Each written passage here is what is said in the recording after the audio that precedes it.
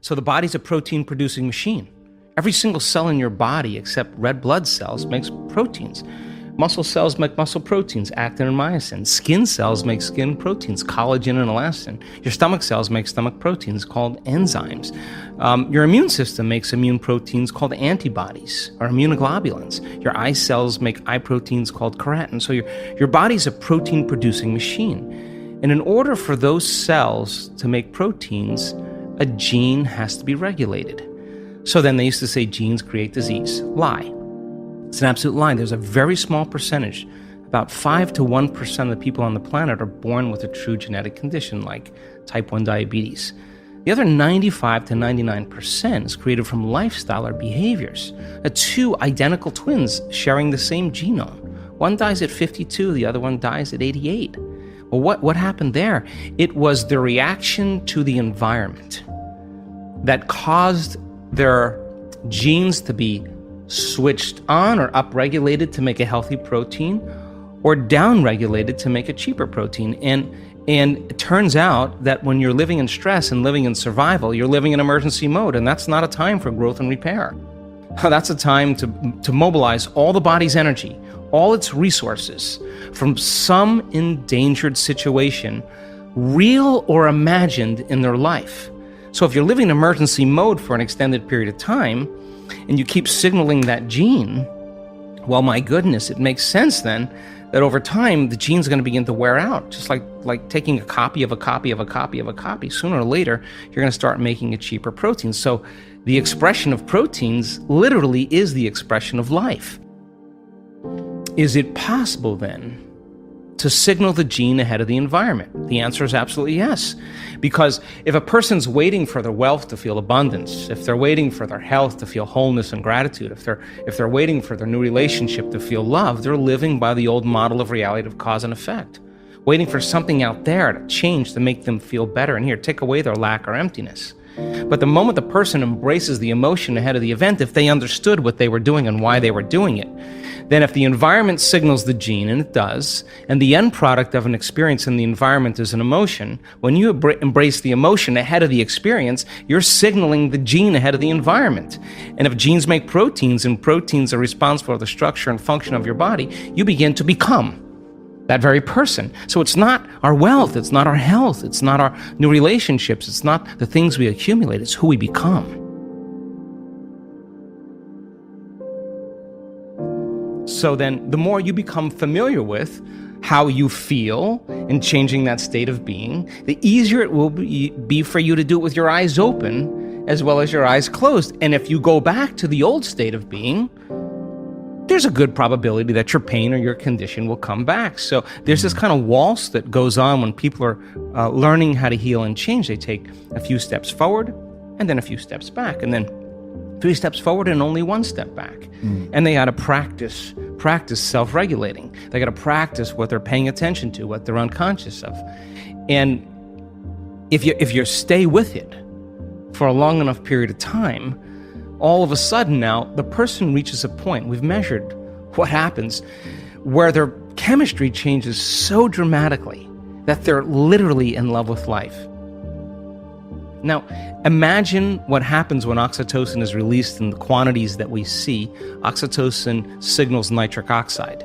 Nitric oxide signals a chemical called endothelial-derived relaxing factor, and that's a big word or set of words that just means a chemical that signals the arteries in your heart to literally expand.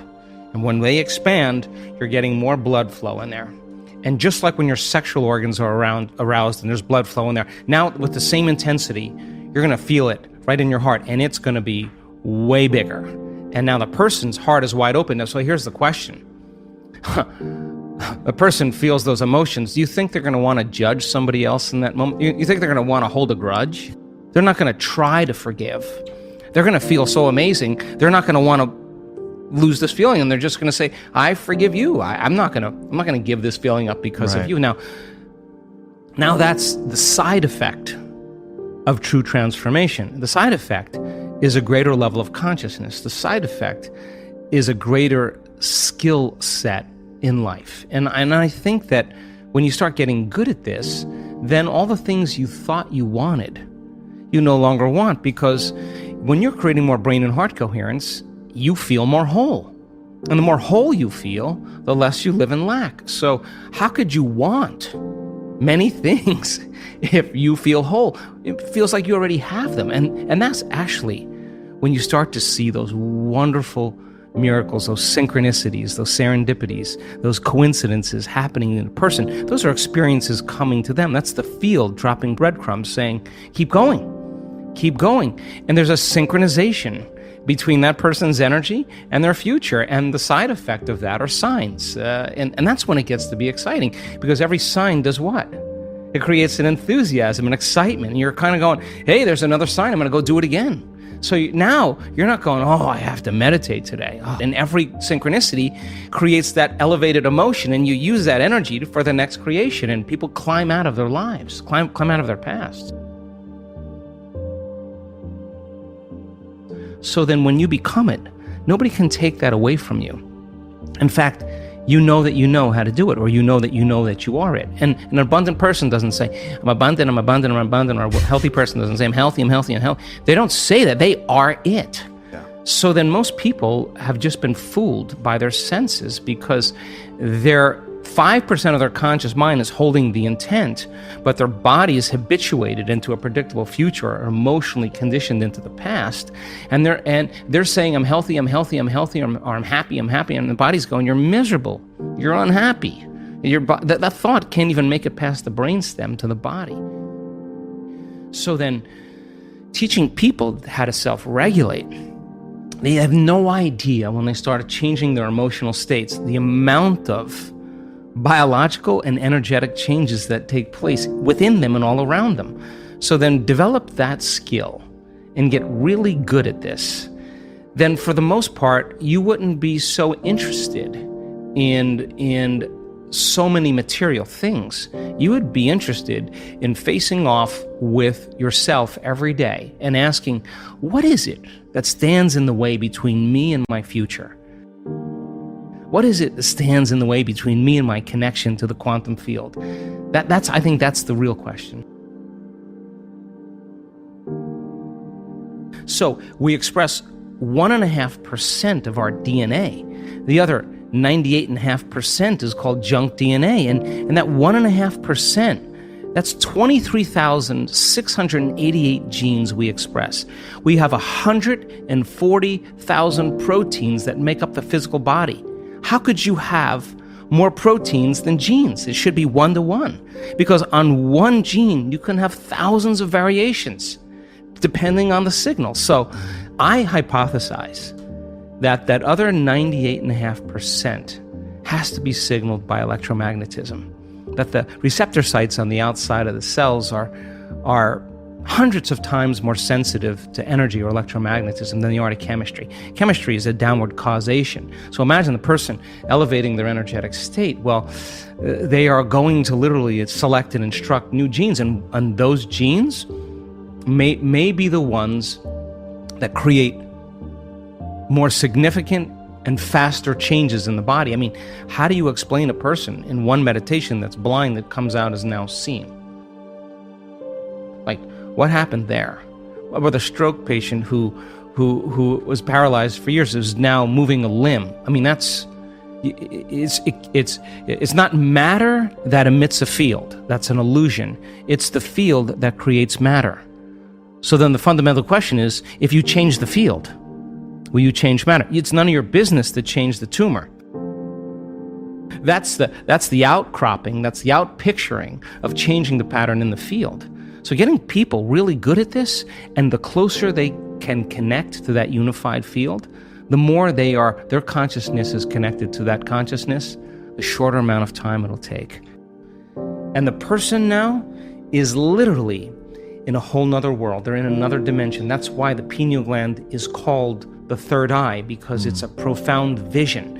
Now, once the autonomic nervous system switches on and it goes into gamma brainwave patterns, that radio receiver has tiny little calcite crystals, stacked rhombohedrons that are on top of each other. And those crystals begin to shimmer. They begin to oscillate. And now the radio receiver is activated. And now all you got to do is keep this mechanism suppressed and tune into frequencies. And all those frequencies carry information. And when the brain latches on to a frequency, the pineal gland acts as a transducer.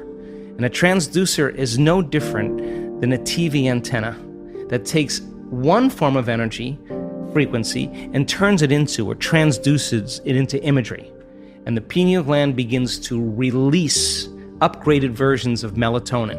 Melatonin already causes us to dream, but now, you're going to really dream. It already causes us to relax, but now you're going to make a benzodiazepine. You are going to chill way out. You are no longer going to be in survival.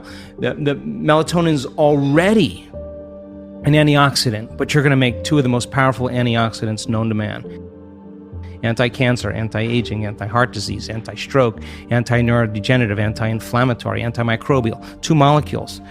Release the same chemical in the brain that hibernating animals produce. No sex drive, no appetite, no preoccupation with the outer environment. That means you move out of survival, the body goes into stasis.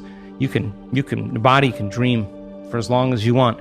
And now, all of a sudden, you start to release the same chemical found in electric eels. What is that? The nervous system is going to become electrically activated. The amplitudes of energy are going to go up in the brain. There's going to be a profound firing. And then you make that one amazing chemical called dimethyltryptamine. And that begins to switch on. And what happens is you no longer move through space to experience time. You move through times and you experience dimensions or spaces. And the biggest lie that we've ever been told is that we're linear beings living a linear life. We are dimensional beings living a dimensional life. And when the doors of dimension open to you and you get a glimpse of how big this really is, you are going to care less about politics. You're going to care less about who's famous and who isn't, because you're going to realize you're all of that and more.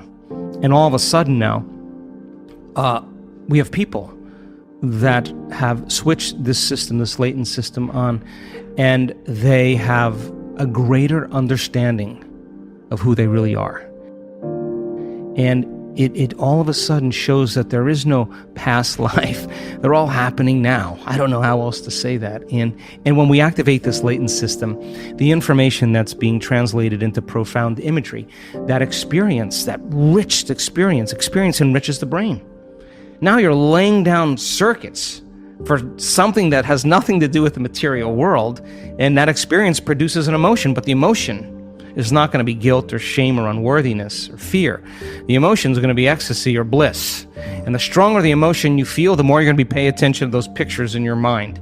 And literally, you're going to begin to rewire your brain for the mystical. And when you open your eyes and you come back to your senses, you're going to see a broader spectrum of reality.